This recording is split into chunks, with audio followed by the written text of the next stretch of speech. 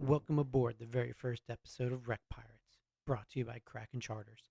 I'm Captain Tom piloting this episode today, and with me is our dive master, Jason and Ben. If you want to learn more about our crew, go over to krakenchartersva.com and click the menu in the upper left-hand corner. To keep up to date on our episodes, you can find us on Spotify, Apple iTunes, YouTube, and wherever else you get your podcasts. You can also visit us on patreon.com for exclusive content. We're your dive buddies above and below the surface, exploring the wrecks, stories, and skills that make up the diving world of Virginia and North Carolina. And today, we're starting with a wreck that went down fast, loaded with war cargo, and still lies in the deep waters off Cape Henry.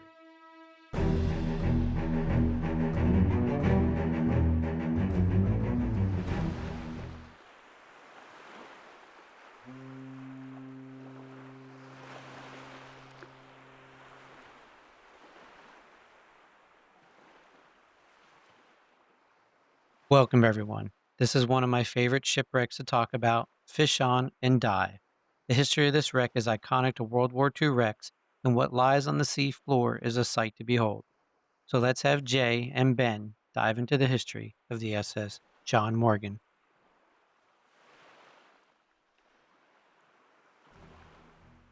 Today we're diving back to June 1st, 1943, when the Liberty ship SS John Morgan met her end just off the coast of Virginia. The John Morgan was one of the mass-produced Liberty ships built fast and in huge numbers to keep Allied supply lines running during World War II. The Morgan was 441 feet long, weighing in at 7,100 tons. She was only 2 months old when disaster struck. On her very first voyage in heavy fog, carrying a heavily loaded military cargo bound for the war effort, she collided with another vessel, the tanker Montana, near Cape Henry, right at the mouth of the Chesapeake Bay. The impact was catastrophic. John Morgan's holds were packed with everything from tanks, aircraft parts, and jeeps to cases of ammunition, explosives, and even small arms. The collision shortly after midnight sparked fires, and within minutes, the ship was a floating inferno, soon to plummet to the depths in 100 feet of water. The explosions that ripped through her decks caught the fuel and ammunition on fire. The flames and the blast were so intense that rescue crews couldn't get close for hours. The Montana, though also badly damaged, survived, but the John Morgan was doomed. She broke apart and went down in relatively shallow water, carrying much of her cargo with her. The human toll on both the John Morgan and Montana were significant. On board John Morgan, there were 40 merchant mariners and 28 armed Navy guards. On board Montana, there were 82 embarked crew. Out of all of those souls on board, 67 were rescued and 84 fatalities combined, which is well over half of the crew. For divers, what makes this wreck especially fascinating is the cargo that still lies beneath. Over the years, people have found jeeps, spare aircraft engines, even live ammunition scattered across the wreck sites. It's one of those time capsules of history preserved under the sea. But due to this live ammo, it is also dangerous. With the unexploded ordnance still resting on the seabed around the wreck, that means diving the John Morgan isn't just about history, it's also about respecting the risks that come with exploring a World War II battlefield frozen in time. So when we talk about the John Morgan, we're not just talking about a ship. We're talking about the story of wartime urgency with the Liberty ships, of lives lost in a split second of bad luck off the coast, and of a wreck that continues to hold secrets for those brave enough to explore. Coming up, we'll talk about what it's like to dive the John Morgan today, the conditions, the challenges, and what divers need to know before dropping into this wreck site.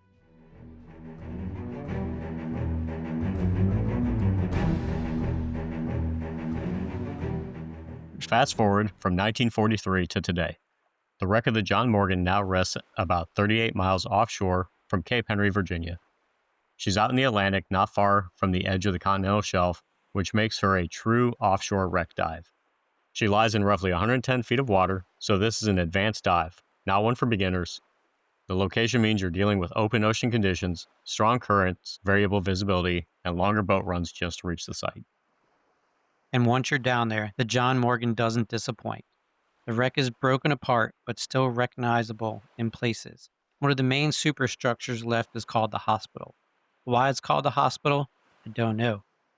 But divers have reported spotting jeeps, aircraft parts, crates of ammunition, and scattered debris across the sand. You have to look carefully, though, because this stuff is encrusted. But here's the reality. You also find unexploded ordnance down there. That means it's not just history, it's still hazardous. Divers are strongly advised to leave artifacts in place not just for safety, but also to respect the wreck as both a historic site and a war grave. The offshore distance makes this a boat charter only dive, unless you're an Olympic swimmer like Michael Phelps, with a full day commitment to get out to the wreck.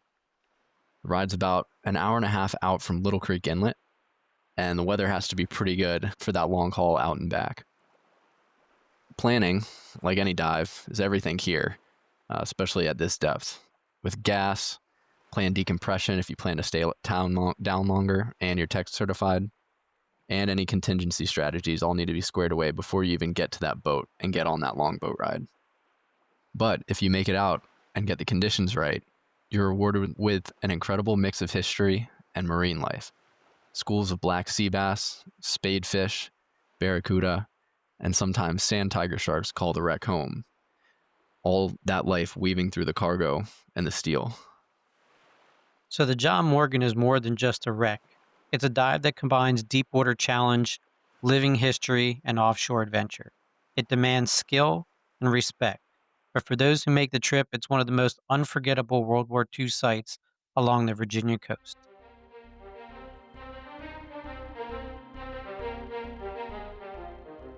All right, guys. So we just talked about the John Morgan, about its history and what it's like to dive there. Um, Pretty fascinating wreck, and to me, honestly, is a history buff. World War II shipwrecks are my go-to shipwrecks. Now, obviously, each one's different, and we have varying conditions and varying depths, and all kinds of other things that we can encounter. What do you guys think are some of the biggest skills that we need to have when diving a wreck like the John Morgan? I can take this one first, Jay. To me, the most important skills when you're diving a wreck like the John Morgan kind of fall into a couple different categories. The first category is like actual diving skills. The second category is like skills with equipment. And the third category is dive planning. And all of those are important. And in that first category of diving skills, I mean, the most important ones to me would be buoyancy and propulsion. If you have good buoyancy, you can stay off the bottom, avoid kicking up silt on the wreckage, and avoid bumping into the delicate corals or the artifacts on the wreck, and get to see things that you wouldn't be able to see if you're too busy kind of focusing on fiddling with your buoyancy compensator. So buoyancy is one, and then propulsion also goes into that conversation with avoiding kicking up silt. If you have a good efficient kick, you're going to avoid kicking up silt. Whereas if you're doing a little seahorse kick, bending at the knees, there might be a little more sand and sediment in the water. Absolutely. And when we go into establishing buoyancy, that is one of the skills that most divers have trouble mastering. So spending time and getting that dialed in and having good buoyancy leads to mastering other skills faster. Another major skill that I like is gas management. You have to be very well planned for the gas you're going to use to ensure that you don't run into an emergency down at those wrecks. Especially with limited visibility at times, there may be times where you can't necessarily see your dive buddy. So being very cognizant of your specific gas plan and gas management is another one of those critical skills that you have to have in order to dive these wrecks. I want to touch back on buoyancy and trim right quick, just because when we talk about shipwrecks and buoyancy and trim, those are good things to have when we talk about being efficient and not kicking up silt. So for divers that are looking to get more advanced certification like wreck penetration or something like that, silt kills, right? So having good buoyancy where you're not bumping into the top of the wreck where you can get a rust storm, and having a good tech frog kick or a modified frog kick so that you're not silting up the bottom, so that you can find your way out. Like those are crucial skills when it comes to wreck diving, and you need to have those perfected before you actually can enter and penetrate that wreck. I'm glad you mentioned kick, Tom, because a good frog kick and even like a good helicopter kick or back kick are going to be really important, especially if you're going the more advanced route, like you mentioned. I see divers that uh, are pretty experienced otherwise, but haven't necessarily taken the time to practice a good frog kick, struggle with that, and end up kicking up silt on some of these dives. And when every time you go deeper, regardless of where you're at, gas management is always the thing, and that's part of planning your dive and diving your plan. And you know, people will say, "Well, how can you do that?" Right? Well, knowing your RMV and how much gas that you consume with every breath gives you a way to plan that to say, "Okay, well, I have a tank on my back that's 80 cubic feet. Oh, and if I breathe 1 cubic foot a minute at the surface and now I'm down at like 100 feet and we're at 4 atmospheres, well, that's 4 cubic feet a minute. That 80 cubic foot tank's not going to last you very long. So that's where it gets into more advanced skills, and is why becoming an advanced diver is really important to know that you can't just jump off the boat with an 80 cubic foot aluminum cylinder. Especially because here in Virginia Beach, it may be warmer in the low 70s or it could be a little colder in the mid 50s, and that'll affect your gas consumption too. So it pays to be conservative and get that larger tank. Che, what do you think about nitrox for dives like this? Nitrox is definitely one of the best qualifications or certifications to have just due to the depth of this wreck and reducing your decompression risk. Agree. I recommend nitrox to be taught with any class, and I typically teach it to my open water students. And if they're coming to me and as advanced, I always recommend them adding it on because having that less uh, gas loading for your nitrogen is one's going to give you that longer bottom time, but it's also going to reduce your risk of nitrogen narcosis the deeper you go, and it's going to reduce the risk of decompression sickness. Um, and if you ever decide to get into more advanced wreck diving and you want to go tech, right, you're going to have that nitrox anyway. Ben, you got anything to add on gas planning or gas management? I'll just agree with what you guys said. I think that nitrox is a must. I never dive without nitrox at this kind of depth. I think every diver should be a nitrox diver and should know about how oxygen works, how kind of partial pressures work. I mean, outside of diving further south, as in Georgia, Florida, a lot of the wrecks up here are in that deep limit where you're going to need nitrox, not just for extended bottom time, but just for your own personal safety.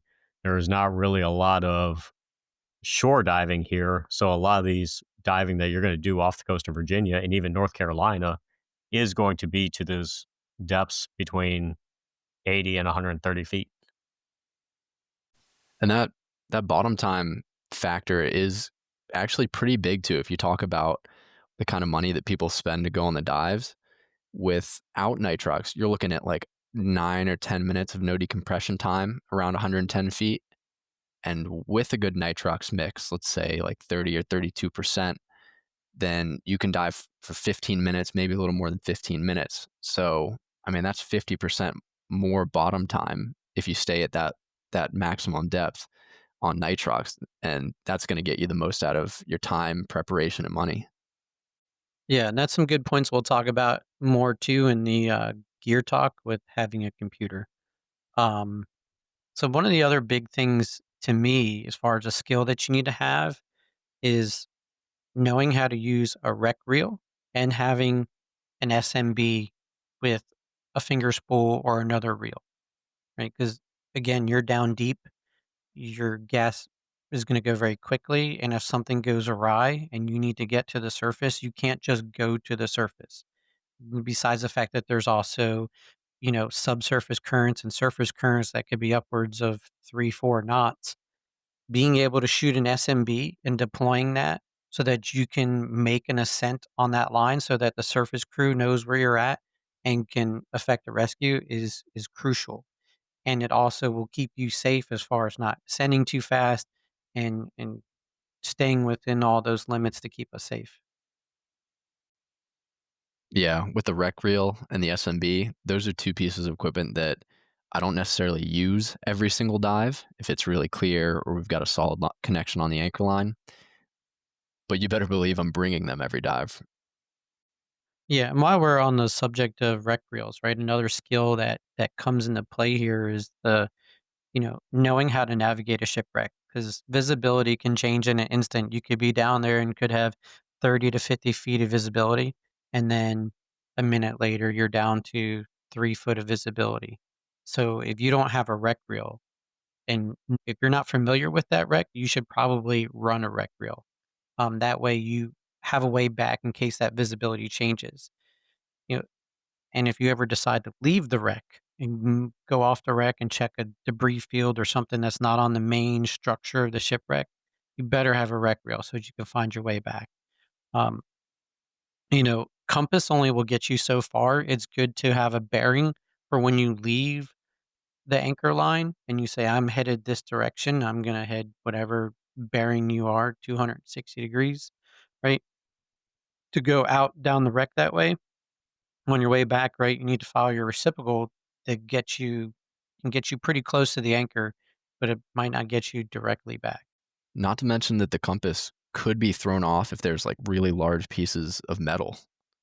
I mean, like for one story, I dive sometimes off the beach in the Outer Banks, and you don't always drop right on the shipwreck where you're intending if it's 100, 150 yards out of the beach and it's in low visibility. And sometimes I'll run a pattern around where I think the wreck is trying to find it. And when I get really close to it, I notice that my compass like jumps towards like a large piece of metal. Yeah, I mean, that makes sense. Most of these ships are made out of steel. Um, is it are you using a digital compass or using an old style magnetic compass?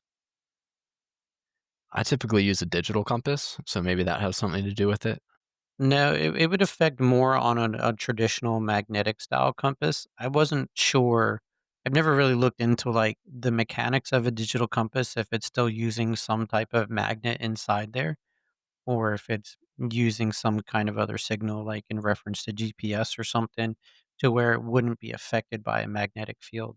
But if you're using a digital compass on, and I think you got the Garmin Descent, uh, obviously, if it's affected by metal, then it's gotta have some type of magnet in there. Jay, do you know anything about that? I mean, my computer, I have a Scuba Pro G2, which has the built in digital compass, but I also carry a standard analog compass as well.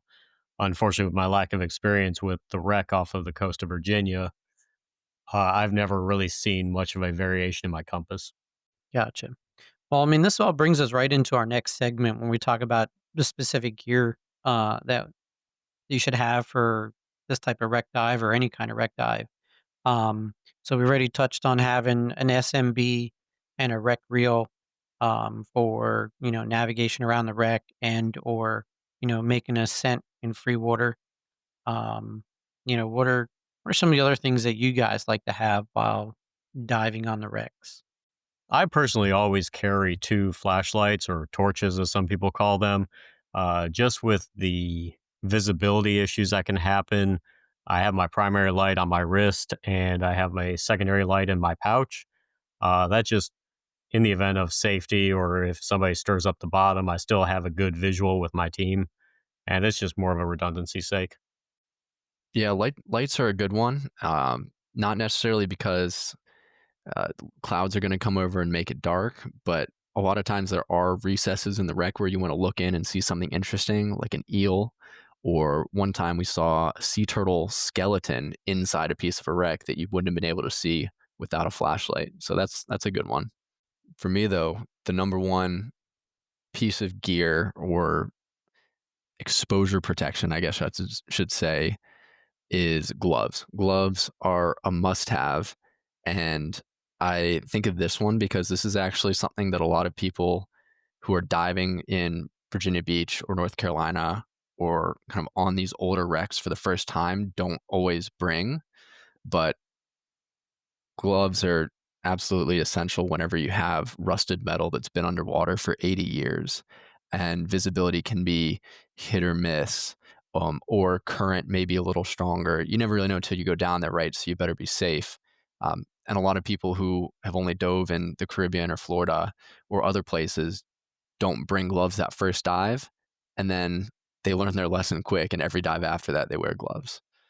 Unfortunately, you see it all the time where people show up to dives and their wetsuit is insufficient, their gloves are too thin, and they're just not prepared for the actual temps at depth.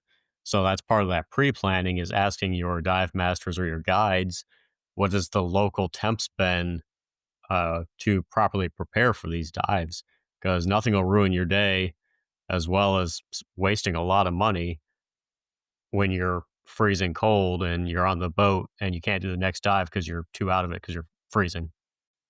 Yep, absolutely. And that brings us almost into our next section of, local dive conditions, what you guys can expect when diving the shipwreck.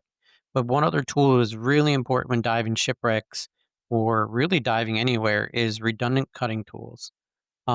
Knives are for cutting, not for stabbing sharks, like you see in the movies, right? So you want to have a pair of scissors, a line cutter, a knife, something along those lines, because there's a lot of fishing line on these shipwrecks. These are prime fishing wrecks. So there's a lot of hooks. There's a lot of braided line, which doesn't break as easy as mono, or if you get into a big tanglement of mono, but you could break a strand of mono, but you can't break multiple strands of mono. They're all balled together. There's also ghost nets or, commercial fishing nets that drift along these things or get caught up on these wrecks. So having something to cut s- is a must have. And you said when you get in those low visibilities, you don't necessarily know that you're going to run into that fishing line or that net. One of the big things of that, and we didn't talk about it really in skill because this should be a skill for every dive, is staying calm, right? Panic is the number one thing that's going to kill you as a diver. And one of the more important things to understand with your cutting tools is being able to access them with either hand. If you primarily reach for things with your right hand and your right hand is obscured or blocked or you can't get to it, how are you going to get to your redundant cutting tools? So just ensure that your gear setup is also where you can reach it with both hands. So, on a bit of a tangent, but related to what you said, Jay, the gear setup, it's so important to know your gear.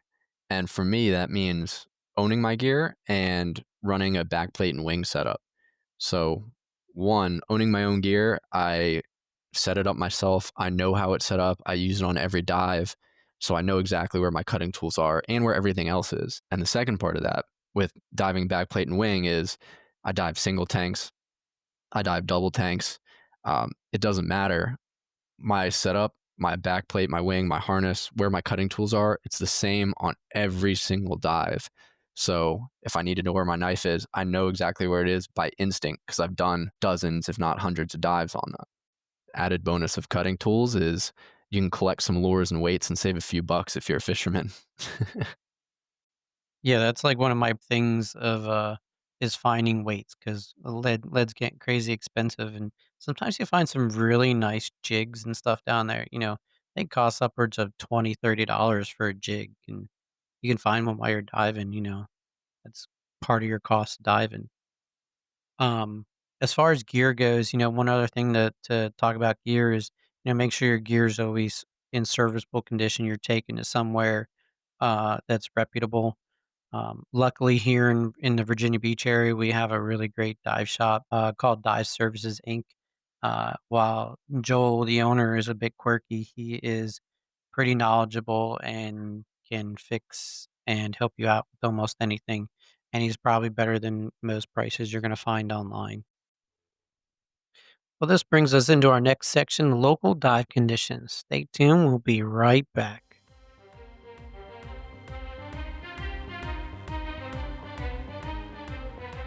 All right. So what are we going to find on the John Morgan, right? So our dive season here in Virginia is pretty much late spring to early fall. So I would say anywhere from April to about November.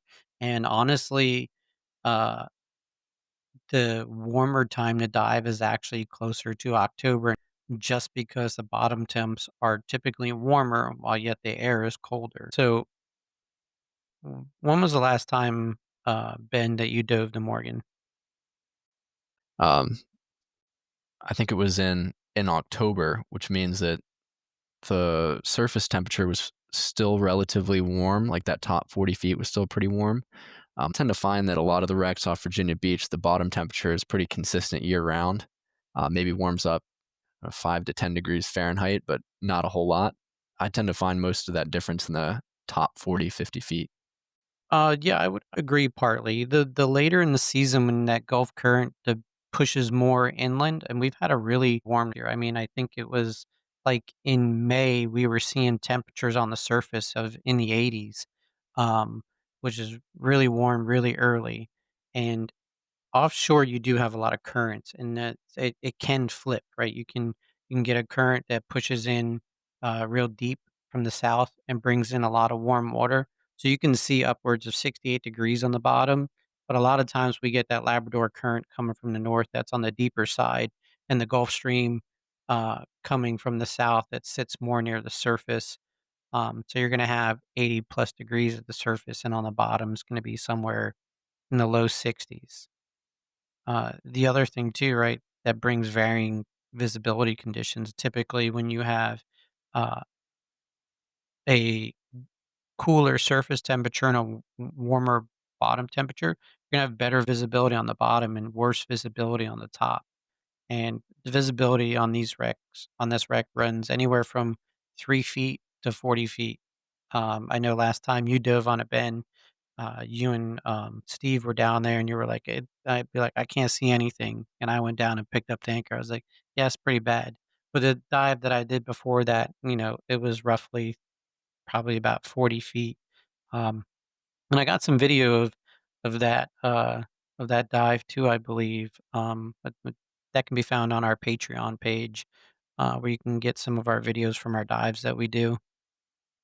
Yeah, unfortunately, the last time I dove the Morgan, it was, I don't know, maybe 6 to 8 feet of visibility. So it wasn't great. It wasn't the worst I've ever seen.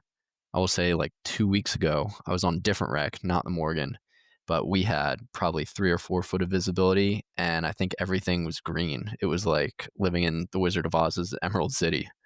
I haven't seen the Morgan quite that bad before.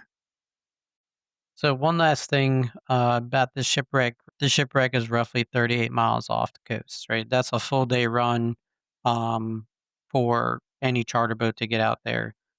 Here at Kraken Charters, we do run dive trips to there. You can always check us out at krakenchartersva.com and check out some of the shipwrecks that we go to and look to see what kind of trips we offer and any fishing trips that we also offer. So I got a question for you, Jay. We talked about temperatures ranging anywhere from like 55 degrees Fahrenheit to maybe 70 degrees Fahrenheit. What kind of wetsuit or hood setup would you wear in those kinds of temperatures? Typically, I normally wear my shark skin with a solid base layer. I've transitioned to kind of using more of a dry suit when the water temps get low. Yeah, I would agree. Dry suit's definitely the way to go, especially if it's going to be on the cooler side. But they do make some really good tech suits. Like Hollis makes the Neotech, which is like a 6, 7, 8, and it's got built-in pockets and a built-in hood. And it's like a semi-dry suit. Yeah, so for me, if I'm diving at like 55 degrees, anything longer than about 35 minutes is probably dry suit territory. So if you're talking about a technical dive, or maybe a slightly shallower but still cold dive, it's probably dry suit territory. But for most recreational dives, I'm wearing my 7 mil, my handy dandy trusty 7 mil that I wear almost every dive nowadays. And with that, it also comes down to understanding your own body and your own physiology and understanding how you react to cold. A lot of us may wear less than what others do. Some people are cold in 75-degree waters, and it just ends up coming down to what you are comfortable with specifically. That's true, but I would say at least a 5. I don't think I've ever seen anybody wear 3 and then complain about being too warm. So here in Virginia Beach, I'd say most people want to wear at least a 5, if not more. Yeah, I can agree with that one.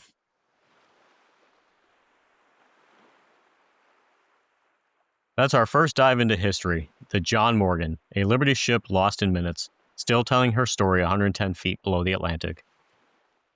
As Gary Gentile said in Shipwrecks of Virginia, one may visit the remains of these steel-hulled relics amid the cool waters of Chesapeake Bay outflow and see and touch a piece of history now enshrouded in the mists of time. Yesterday's insanity is today's serenity. Well, thanks everyone for joining us on the maiden voyage of Wreck Pirates. Be sure to subscribe, share with your dive buddies, and tune in next time. We'll head south to the Graveyard Atlantic for another legendary dive.